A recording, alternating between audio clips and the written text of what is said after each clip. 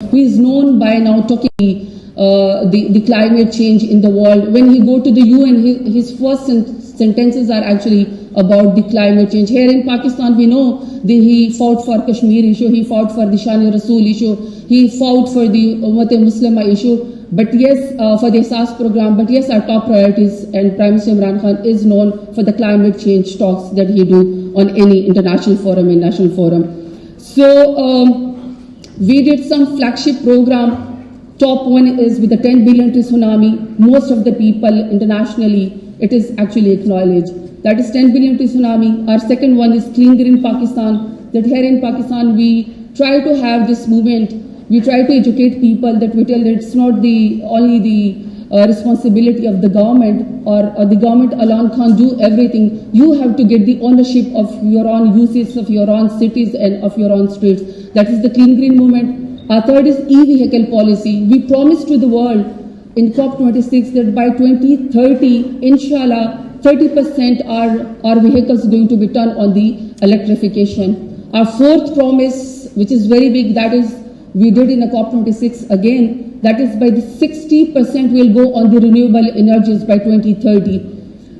Then is our plastic bags ban, and we have ecosystem restoration and national park. These are, and climate smart agriculture. These are our flagship program now. Everybody knows in Pakistan, and climate change is working. But the first 3 points which I said about, because today's topic is actually marine pollution. Our first one is that Ministry of Climate Change, in collaboration with the Sindh Wildlife Department and many other departments, had a successful effort towards mangroves restoration and management. And here is the point that Pakistan is the only country in the world which has reported expansion of its mangroves forest by how much percent? 300%. I think it's a big achievement for my Minister of Climate Change, and it is again under the 10 billion to tsunami. Our second one is the rightly the lady before said to me, that is actually as a first major policy step towards protection and conservation of the marine life.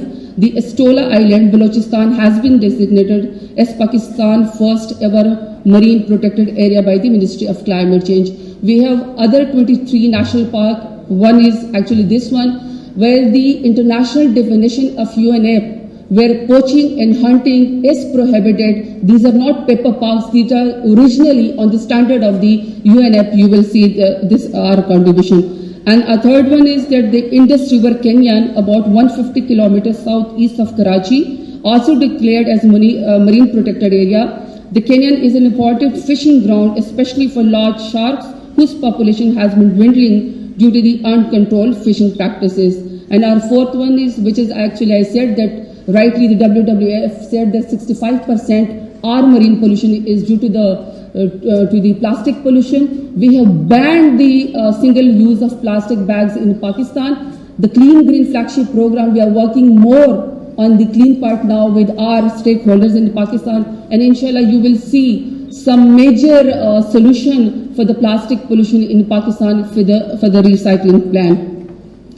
I think when we come on a such international forum hosted by Pakistan, we should not forget about the blue economy in Pakistan. It is an emerging topic in Pakistan, not in the world, but for us it's new.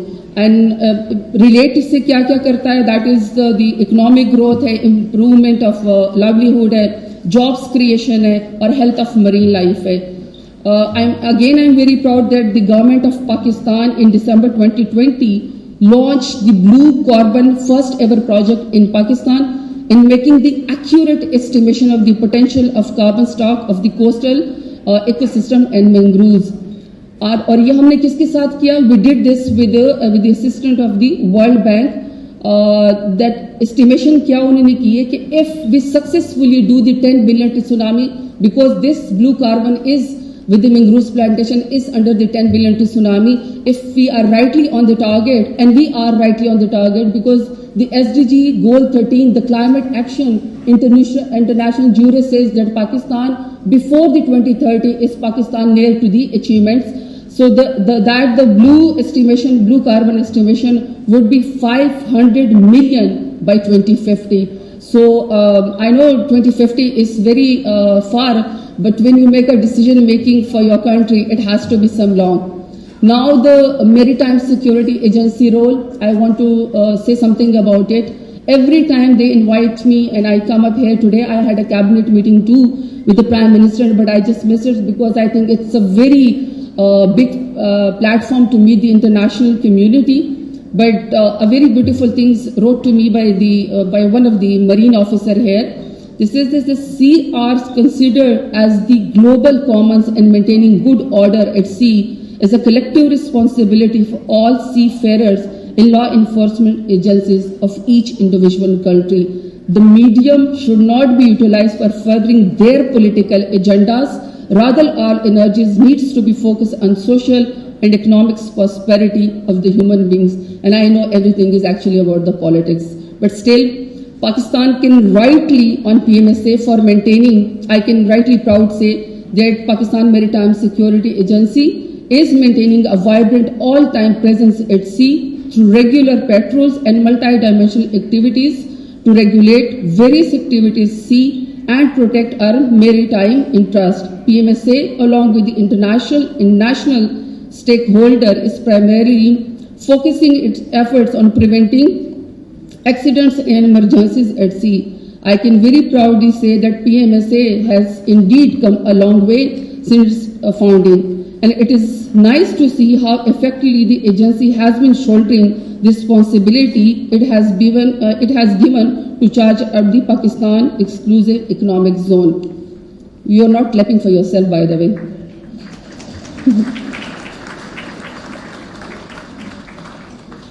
In the end of my speech, I like to talk to the international community. I especially look forward to the valuable contributions from our worthy guests from foreign countries and organizations. I am confident that this exercise will prove effective in responding to any future disaster management requirements in areas around Pakistan, port as well as out at sea.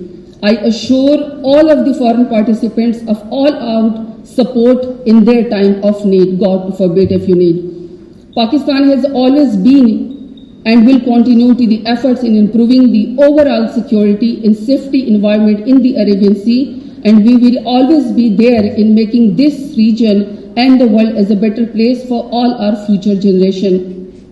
In the end, all those countries and all those participants who are participating in Barakoda Exercise 11th, I hope I was part of too and I could see, but I have to fly back again to Islamabad. But I'm sure we will learn from each other with the best practices. I thank you all, everyone who came to Pakistan and flew in such circumstances. I hope that you like our hospitality. I'm sure that you will like our sea. I'm sure that you will like Karachi and Islamabad, wherever you want to go, we'll all be there and we'll learn from you. I thank you all once again. I thank you, Rear Admiral Mirza Fawad Amin Beg. Thank you for inviting me. Pakistan Zindabad. Bahut shukriya.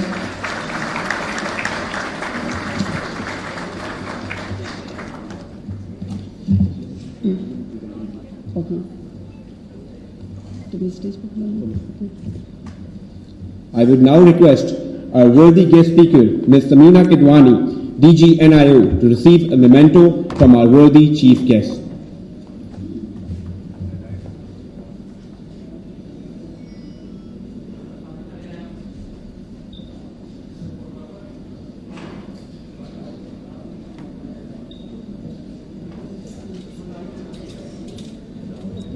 Just for your record, I'm Dr. Samina Kidwai. So just to make that small correction.